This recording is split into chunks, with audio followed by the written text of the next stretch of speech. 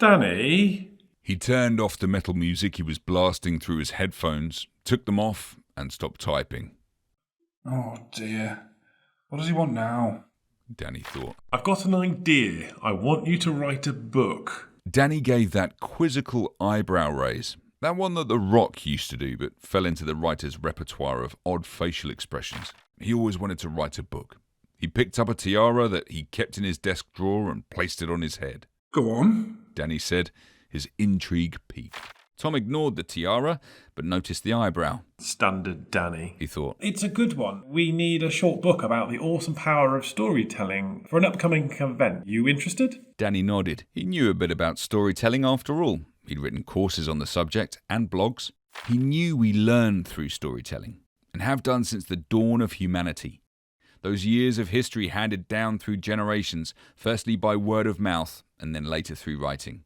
Tom continued. I need to talk to you about how e-learning benefits from storytelling. How when we learn a new skill, we don't have to stare blank-eyed at a PowerPoint presentation.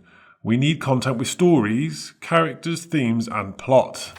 He felt an unreasonable deadline was looming, so Danny took a sip of water before he spoke. Look, Tom, I'm snowed under with scripts and social posts, and if I don't finish those, Rebecca's going to be annoyed.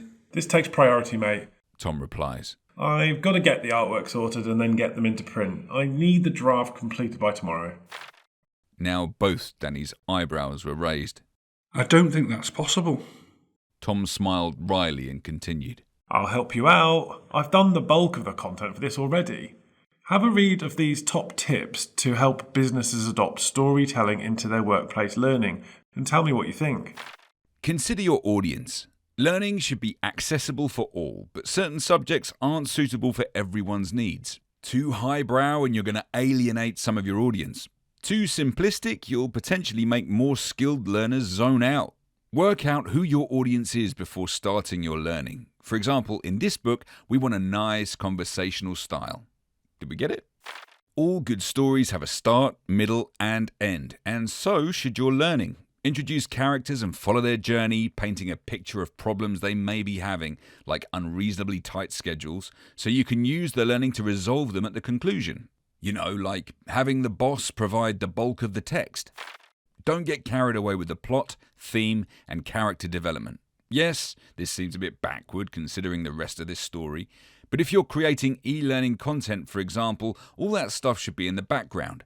Learning should be your primary concern. In e-learning, you can tell much of the story visually rather than explicitly telling learners what's going on and distracting them from the subject at hand. Characters should be memorable. We can all recognize a stock image when we see one. We tend to zone out when we do. They blend into the background. How do you tell a story with boring characters that aren't like your employees? Choose colourful characters created to suit your brand, or in this case, inspired by real-life events which are relatable. Use the bizarreness effect. Writing something bland that only covers off the learning objectives won't draw people in. However, if you do something more creative and a little bizarre, you can get better results. Something simple like having your metalhead character wear a tiara. Don't overdo it though, because learners will only remember the weirdness and not the learning. Use plain, simple language. If you want people to take the learning in, tailor the content for your audience. If it's a more formal environment, then use appropriate formal language. But we find a friendly, conversational style, such as this one, where complicated terms are explained easily is best. You know, like it might be a well-known acronym in your business, but not everyone has the same background and experience as you. Humans like to read as we speak. Make music from your words. 5-word sentences are fine, even 3 words. 1. But to really create a musical rhythm with your words, you need to vary the length. Aim for 15-word sentences as a maximum, unless, like this, you want to engage your learner further for longer. A combination of short, medium, and long sentences creates copy that learners love to read.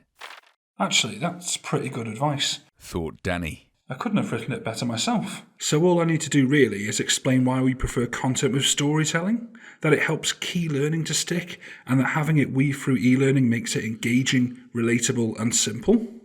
Don't forget that even if the story is there, it should never mean that the learning is an afterthought. We want people to learn without feeling like they're learning. Tom replies. Like this conversation. Exactly. Danny felt immediately more relaxed, like that indescribable feeling of joy when a job that's been hanging over his head has been completed. Well, in that case, I'll rustle something up tonight. But I'll expect a bonus, yeah? Naturally, I will sort that out for you later. Promised Tom.